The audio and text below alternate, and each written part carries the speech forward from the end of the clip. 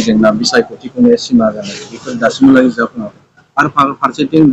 BTC आरो BTR जाबाय बेनि अनगायै कार्बि आंलंनि जे एसटिनि इसु बे इसुआ दिनैसिम सुस्रांजाया मैखोमै माबाफोर गाबोननि सावरायनाय बे बर' कसारि काउन्सिलनि गामि नटिफिकेसन अन प्रसेसआव दङ राभा आसाम काउन्सिलखौ लानानै माखासे डिसपुट दङ बेयो सलुसन जानायनि लामायाव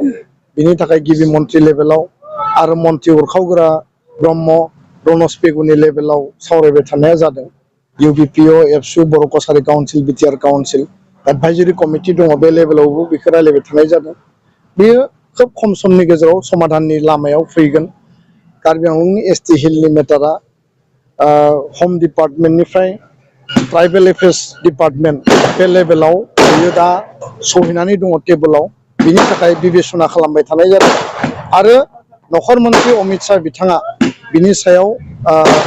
दायित्व लानानै बेखौ नायबिजिरबाय थादों मोनसे मोजां समाज थासारिनि गेजेराव बिनि मोजां डिसिसनाबो फैगोन होननानै जोङो आसाबादि गोजोन्थों।